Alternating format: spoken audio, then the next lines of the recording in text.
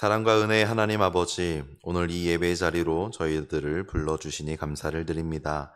성령 하나님께서 임재하셔서 우리의 마음을 열어주시고 주님의 뜻과 사랑을 깊이 깨닫는 시간이게 하옵소서. 우리의 찬양과 기도를 기쁘게 받아주시며 예수님의 이름으로 기도하옵나이다. 아멘. 다 함께 찬송가 336장 찬양하도록 하겠습니다. 찬송가 336장입니다.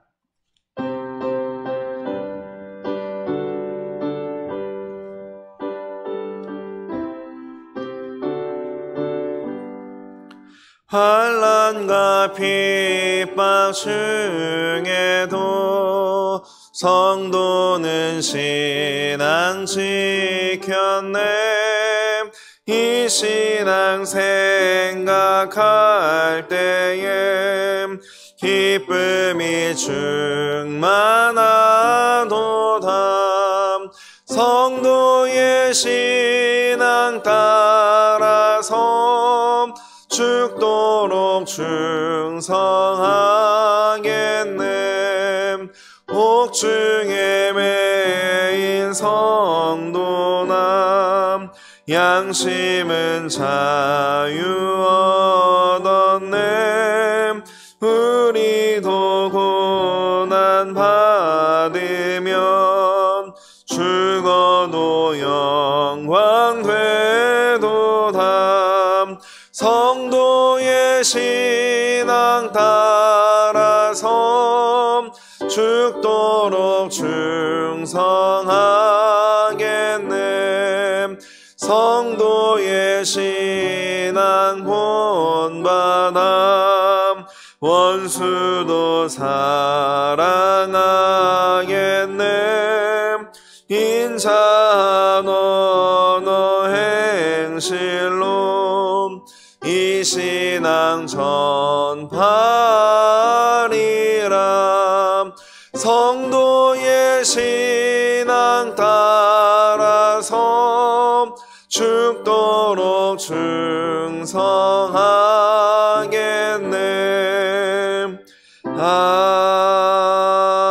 아멘. 우리 이어서 찬송가 440장 찬양하도록 하겠습니다. 찬송가 440장입니다.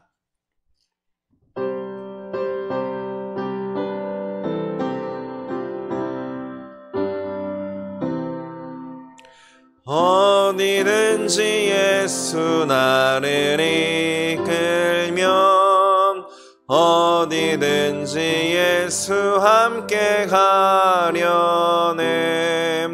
예수 함께 아니 가면 낭 없고 예수님과 동행하면 겁 없네. 어디를 가든지 겁낼 것 없네. 어디든지 예수 함께 가려네. 세상 친구 모두 나를 떠나도 주와 동행하면 외로움 없겠네. 가는 길이 위태하고 험해도 어디든지 예수 함께 가려네. 어디를 가든지 겁낼 것 없네. 어디든지 예수 함께 가려네.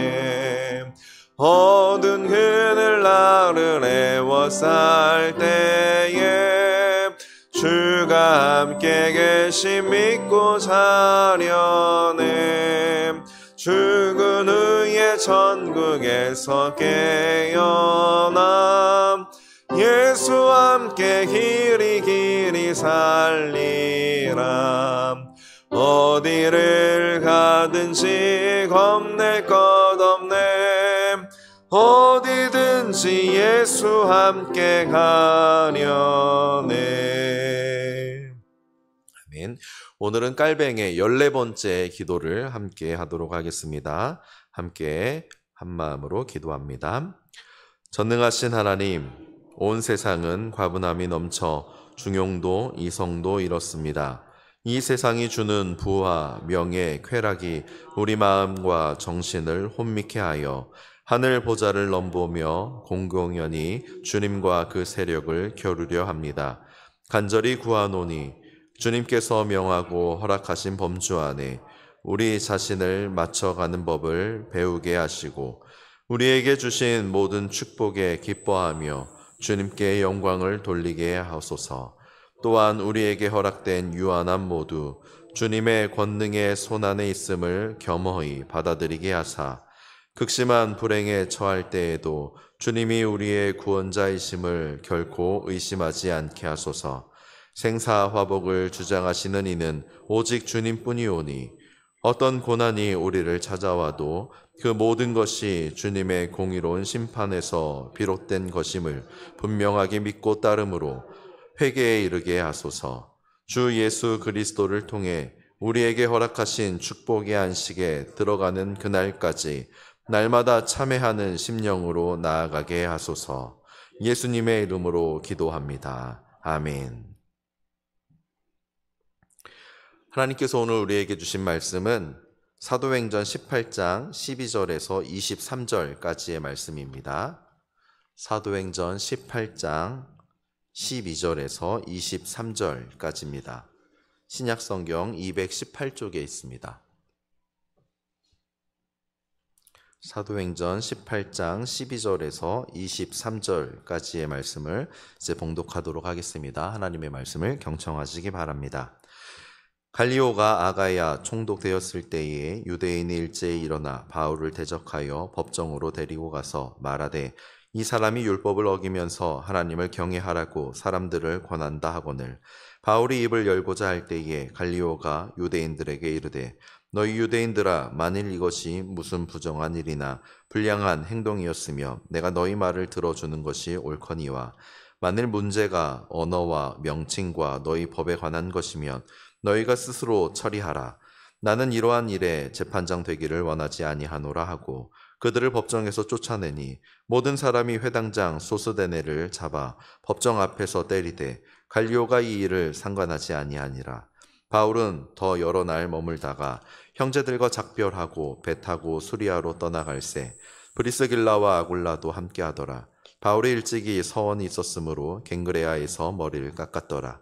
에베소에 와서 그들을 거기 머물게 하고 자기는 회당에 들어가서 유대인들과 변론하니 여러 사람이 더 오래 있기를 청하되 허락하지 아니하고 작별하여 이르되 만일 하나님의 뜻이면 너희에게 돌아오리라 하고 배를 타고 에베소를 떠나 가이사랴에 상륙하여 올라가 교회의 안부를 물은 후에 안디옥으로 내려가서 얼마 있다가 떠나 갈라디아와 부르기아 땅을 차례로 다니며 모든 제자를 굳건하게 하니라. 아멘. 이제 목사님께서 하나님의 말씀 전해주시겠습니다. 귀한 은혜의 시간 되시기 바랍니다.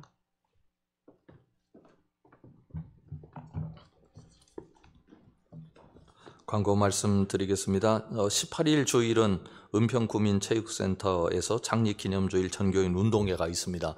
48년을 지난 우리 교회가 주님 앞에 아름답게 설 수 있도록 함께 기뻐해 주시고 또 함께 힘을 모아 주시면 대단히 감사하겠습니다. 청소년부가 학부모 초청 예배를 합니다. 이 프로그램을 통해서도 우리 부모님들이 믿음 안에 오히려 굳건히 서서 아이들을 양육하기에 부족함 없도록 도와주시면 대단히 감사하겠습니다. 잠시 기도하겠습니다. 하나님 아버지 감사합니다. 저희들로 하여금 주님의 말씀 앞에 서게 하시는 것이 얼마나 큰 복인지 깨달아 알 수 있도록 도와주시길 원합니다. 오늘 이런 신앙의 시대에 우리가 신앙을 제대로 갖추어 낼 수 있도록 인도하여 주시옵고 신앙의 근력이 단단해져서 우리 신앙이 온전히 굳건하여 하나님 앞에 부끄럽지 아니하며 세상을 이기는 신앙인으로 설 수 있도록 인도하여 주시옵소서. 예수님 이름으로 기도드립니다. 아멘.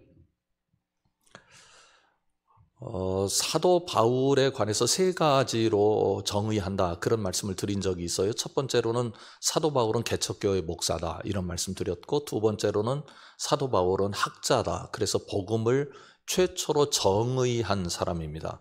예수 그리스도 외에 복음을 우리가 알아듣기 쉽게 복음의 역사가 무엇인지 그리고 복음의 내용이 무엇인지에 관해서 분명하게 알려주신 분이 사도 바울이기 때문에 신학자다 그렇게 정의를 하죠.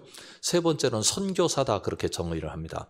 그런데 바울을 정의할 때 선교를 했으니까 당연히 선교사로 정의하긴 합니다만 개척교회 목사다 혹은 학자다라고 정의한 건 상당히 후대에 이루어진 일이고 사도 바울을 이야기할 때는 선교적 모범으로 다들 이야기를 했고 그래서 사도 바울의 선교 과정에서 선교적 답안지를 찾아내기 위해서 학자들이 많이 연구를 했습니다.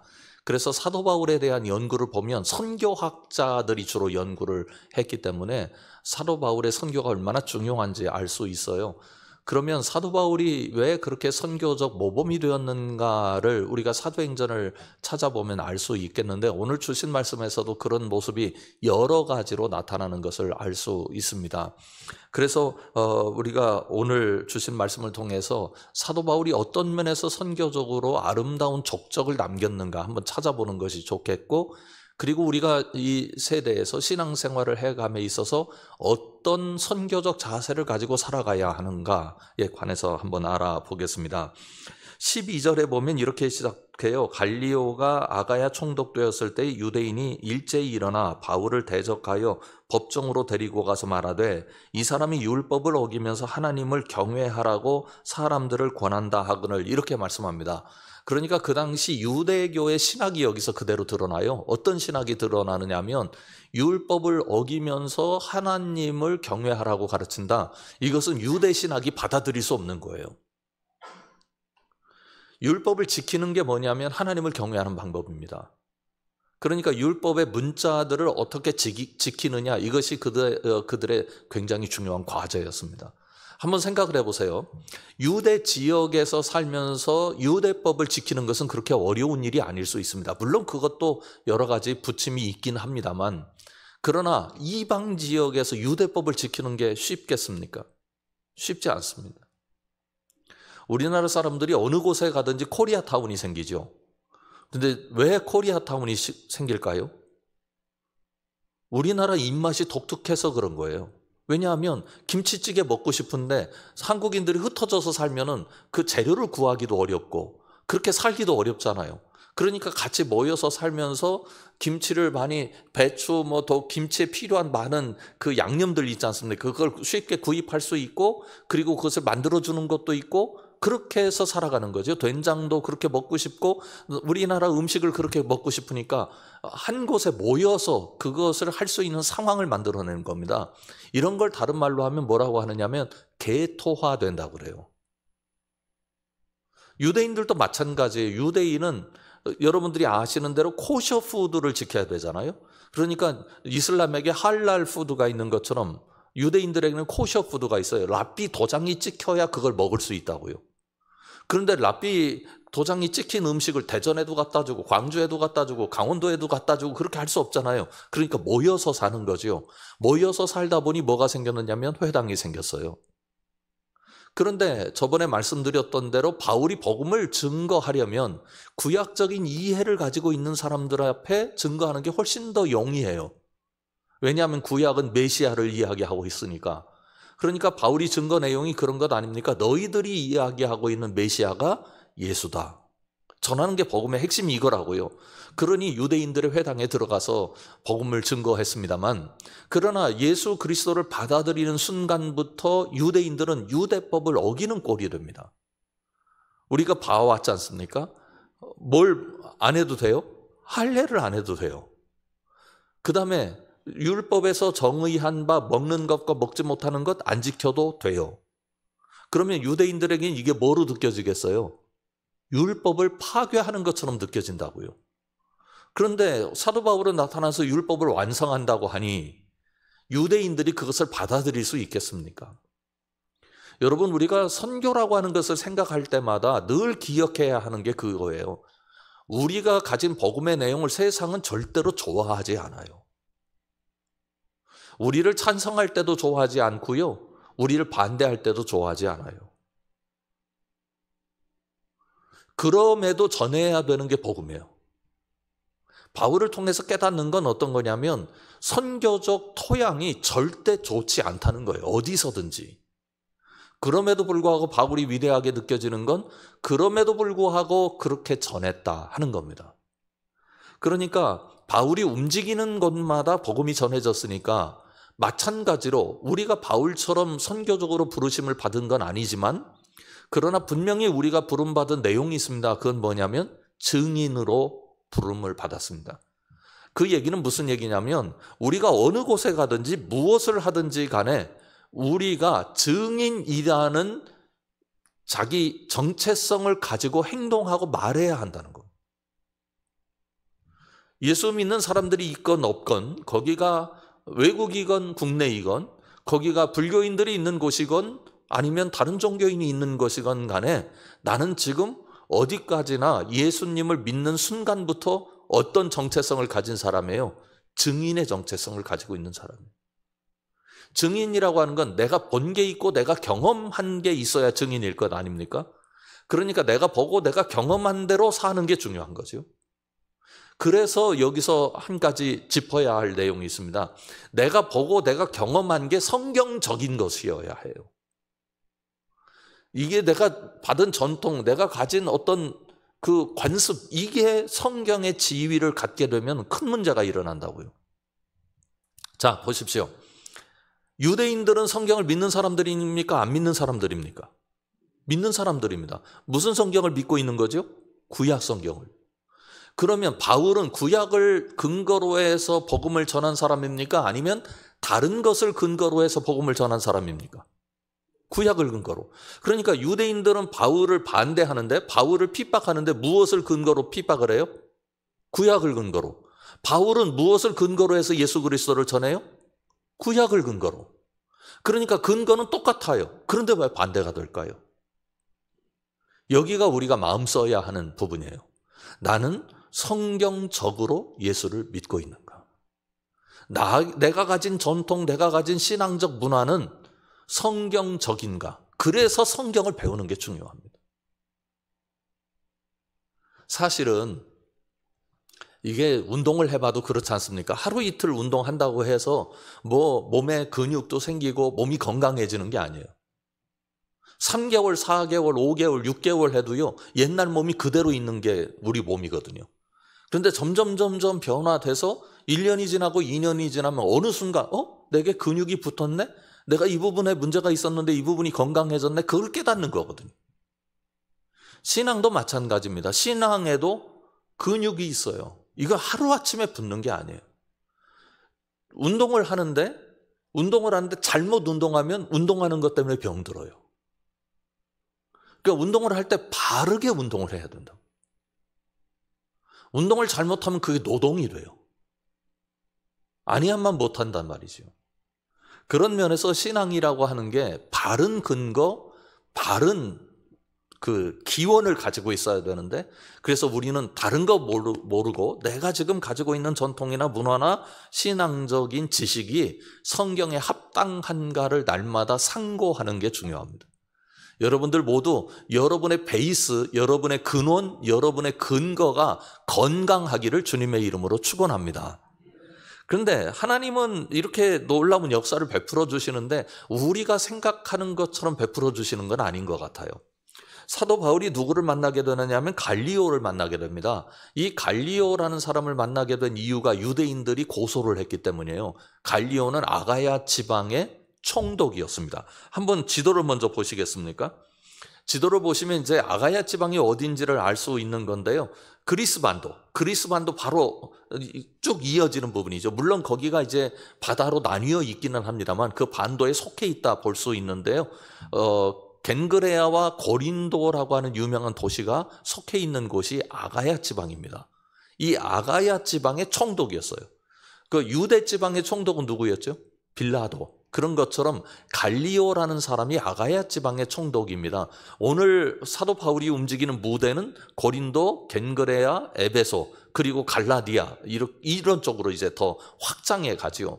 예루살렘에서 시작된 복음이 그렇게 되어 있습니다. 그런데 그 다음 사진을 보시면 갈리오에 대한 역사적 흔적을 얘기하고 있습니다. 갈리오에 관한 그 음각으로 되어 있는 바위에 새겨진 게 두 개가 있어요. 하나는 그 총독이 될 때 황제가 총독으로 임명했다는 사실을 음각으로 해서 새겨놓습니다. 전에는 이렇게 새겨놓는, 기념하는 것을 새겨놓는 것이 유행이었는데요. 나머지 하나는 갈리오가 총독을 임기하고 완수했을 때, 임기를 완수했을 때 축하한다 하는 내용이 담겨 있어요. 그런데 이것을 연대를 추정을 해보니 사도 바울 시대다, 이런 겁니다. 말하자면 하나님께서 이 세상 속에서 구체적인 역사 무대 속에서 하나님의 뜻을 따라 바울을 움직이셨고 그 하나님의 뜻을 따라 이 세상 사람들을 움직이셨다는 겁니다. 한번 생각을 해보십시오. 지금 바울이 절체절명의 위기에 있습니다. 왜 그러냐면 사람들이 바울을 고소하고 있잖아요. 그래서 이제 죽게 됐어요.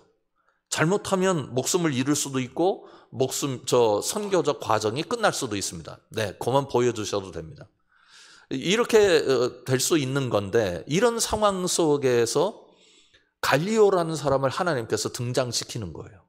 우리는 그렇게 믿어요. 갈리오가 우연히 등장한 게 아니라 사도 바울의 선교 길목에 하나님께서 주신 종으로 등장하고 있다고 믿습니다. 왜 그러냐면 14절을 보십시오. 바울이 입을 열고자 할 때 갈리오가 유대인들에게 이르되 너희 유대인들아 만일 이것이 무슨 부정한 일이나 불량한 행동이었으면 내가 너희 말을 주는 것이 옳거니와 그 다음에 15절이요. 만일 문제가 언어와 명칭과 너희 법에 관한 것이면 너희가 스스로 처리하라. 나는 이런 일에 재판장 되기를 원하지 아니하노라 하고 그들을 법정에서 쫓아내니 모든 사람이 회당장 소스데네를 잡아 법정 앞에서 때리되 갈리오가 이 일을 상관하지 아니하니라. 두 가지 면에서 그런데요. 첫 번째로 먼저 회당장 소스데네를 말씀드리겠습니다. 고린도전서 1장 1절에 가보면 하나님의 뜻을 따라 그리스도 예수와 사도로 부르심을 받은 바울과 형제 소스데네는 이렇게 나와요. 그래서 이 사도행전 18장과 고린도전서 1장에 나타나는 소스데네가 같은 사람인가 반반으로 나뉩니다. 같은 사람이다, 같은 사람이 아니다, 뭐 그렇게 얘기를 해요. 나름대로 다 근거가 있어서. 그러니까 뭐 소스데네라는 사람이 어디 한 사람이었겠느냐고요. 다른 사람이건 같은 사람이건 우리가 상관할 바는 아닌 것 같아요. 그러나 중요한 것은 어떤 거냐면 이 사도행전 18장이 얘기하고 있는 건 소스데네라고 하는 회당장에게 유대인들이 분풀이를 하는 바람에 사도 바울에게 길이 생겼다는 거예요. 이 사람들이 사도 바울을 끌고 법정으로 갔지 않습니까? 그래서 사도 바울을 제어하고 싶은데 갈리오라는 사람이 제어하지 못하도록 만들어 놨잖아요. 그러니까 사도 바울에게는 어찌할 수가 없으니 사도 바울의 복음 전하는 것을 막지 않고 미온적으로 대처했다. 그래서 소스데네에게 분풀이한 거죠. 그래서 소스데네가 화를 입긴 입었습니다만 바울의 선교 길은 열리게 된 것입니다. 그러니 하나님께서 거기 계시지 않았다고 누가 얘기할 수 있겠습니까? 그리고 갈리오가 이 일에 대해서 나는 재판장이 되지 않기를 원합니다 라고 했던 근거는 무엇이냐면 이것은 사회 풍기를 문란하거나 아니면 로마가 가지고 있는 사회법을 어긴 사건이 아니다. 주요 골자는 이겁니다. 이 사람이 실정법을 어긴 적이 없다. 그런데 내가 어떻게 재판을 하느냐? 이건 문화에 관한 것이고 종교에 관한 것이고 아가야 지방에서 모든 사람들이 반대하는 일은 아닌 거죠. 그렇지 않습니까? 이건 어느 종족에게만 지금 문제가 일어난 거예요? 유대 종족에게.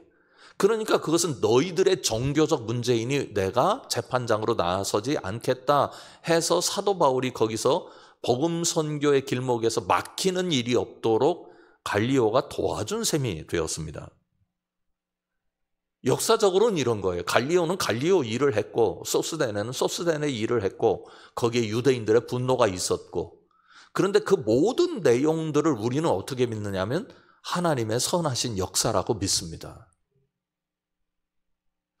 우리가 살아가면서 아까 깔뱅의 기도문도 봤습니다만 고난을 당하기도 하고 어려움을 당하기도 하지만 우리가 그것 때문에 하나님을 믿는 믿음을 놓지 않게 해달라고 간절히 기도를 했는데 사도 바울 입장에서 보면 이 절체절명의 위기 아닙니까? 지금 유대인들이 분노하고 있고 동족들의 분노를 통해서 자기가 어떤 해를 입을지 모르는 상황이에요. 한 번은 베트남에 있는 선교사님이, 여러분들도 아는 선교사님이신데 우리가 한동안 도왔거든요. 저 베트남에서 더 이상 선교를 하기 어렵게 됐습니다. 그래서 왜 그러냐고 그랬더니 밤 2시에 베트남 경찰들이 우리 집에 쳐들어왔습니다. 그래서 그분이 이제 베트남에서 선교지로 옮기게 됩니다. 그러니까 선교지로 옮긴다고 하는 것 2가지를 여기서 말씀드리고 싶은데요. 이게 굉장히 어려운 거예요. 왜냐하면 베트남 선교를 위해서 선교를 후원하는 분들이 있잖아요. 그런데 이 후원하는 분들이 이 선교사님을 후원하는지 아니면 베트남 선교를 후원하는 건지는 선교사님이 알 길이 없죠. 그래서 만약에 베트남에서 다른 지역으로 옮기게 되면 선교 후원 뿌리 자체가 흔들려요. 선교사님들은 선교 후원 뿌리를 가져야 선교를 할 수 있지 않습니까? 첫 번째로 그거고, 2번째로는 본인이 베트남의 선교사로 부르심을 받았다고 생각하고 베트남에 간 것 아니겠습니까? 그런데 여기서 지금 선교를 하지 못할 상황이 돼서 추방될 상황이 되면 다른 나라로 가야 되는데 여기서 오는 실패감이나 좌절감이 이만저만이 아니라고요. 내가 여기서 핍박을 받고 감옥에 붙잡혀 들어가도 선교를 계속해야 하나, 뭐 그런 생각도 들 거고요. 그리고 나는 베트남 선교를 위해서 지금까지 준비했고 모든 에너지를 여기다 다 쏟아놨는데 어느 날 갑자기 자신의 이유가 아닌 다른 이유로 다른 지역에 가서 선교를 다시 시작한다고 하는 게 사실은 엄두도 나지 않는 일입니다. 그 나라 언어 알아야지요. 그 문화 풍속 공부해야죠. 선교적 그 나라의 선교 전략은 무엇인지 다 배워야 되죠. 이게 보통 일이 아니라고요. 그냥 우리는 지금 지도를 보면서 그 사도 바울이 여기 있다가 저기로 갔습니다. 저기서 죽을 뻔했는데 다른 지역으로 옮겼습니다. 이렇게 간단하게 얘기하고 있지만 사도 바울의 삶이 송두리째 흔들리는 과정들이라고, 이 전 과정들이. 그런데 그때마다 하나님께서는 하나님의 역사를 통해서 사도 바울이 숨 쉴 구멍을 허락해 주셨다는 겁니다. 이게 얼마나 놀라운 은혜인지. 그리고 사도 바울이 숨 쉴 구멍만 생기면 그걸 붙잡고 또 꿰뚫고 나가잖아요. 이게 사도 바울의 담대함이기도 하고요. 사도 바울은 적어도 그렇게 믿었던 사람입니다. 나의 사명 다하는 그날까지 주께서 나를 지켜주시리라. 그런데 주님께서 지켜주신다는 말을 우리는 어떻게 알아듣느냐면 주님이 우리에게 온실을 허락해 주신다 이렇게 알아들어요. 아니에요. 찬바람이 쌩쌩 부는 겨울날도 있고요. 더위를 견딜 수 없어서 어떻게 해볼 수 없는 여름날도 있습니다. 봄과 가을만 있는 게 아니죠.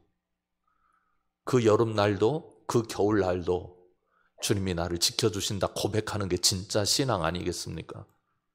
사도 바울이 이런 길을 뚫고 지나가는 모습이 많은 선교사님들에게 격려가 되는 거죠. 나 여기서 선교 못해도 다른 지역에 가서 또 할 수 있는 길이 열린다. 누가 그랬다? 사도 바울 선생님이 그랬다. 그래서 힘이 되는 거죠. 선교적 교과서일 수밖에 없습니다.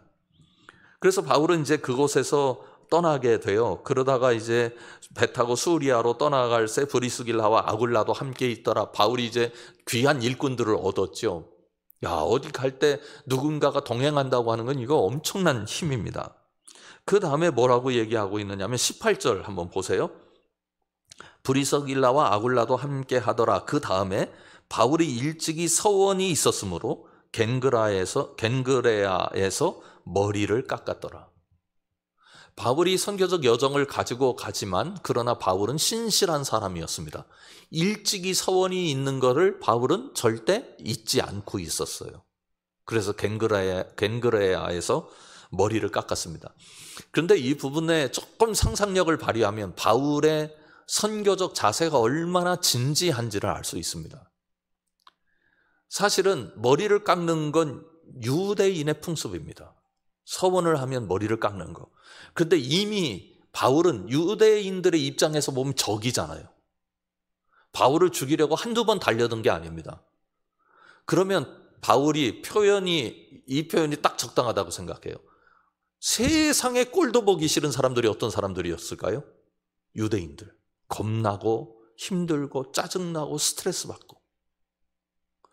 그런 유대인들이 자신의 선교를 계속해서 방해함에도 불구하고 본인이 하나님 앞에서 약속한 약속이니 이게 유대인의 풍습이라 할지라도 지켜내는 거예요.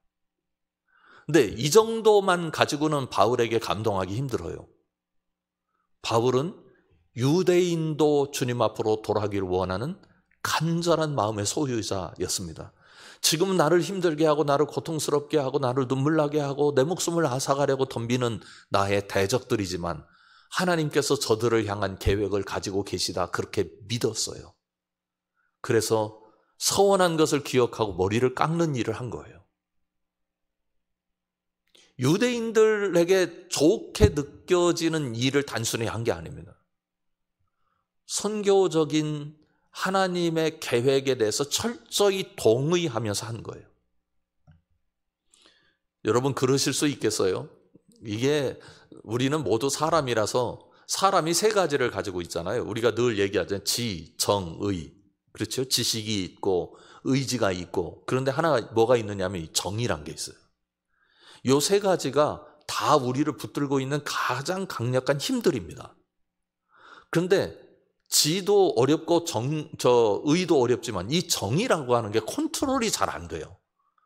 내가 좋아하고 싶다고 해서 좋아지는 게 또 아니고 내가 싫어하고 싶다고 해서 싫어지는 게 아니거든요. 세상에 어른들이 그런 얘기를 하더라고요. 세상에 못 말리는 게 하나 있는데 사람 보고 좋아하는 것과 싫어하는 거래요. 그 참 힘들어요.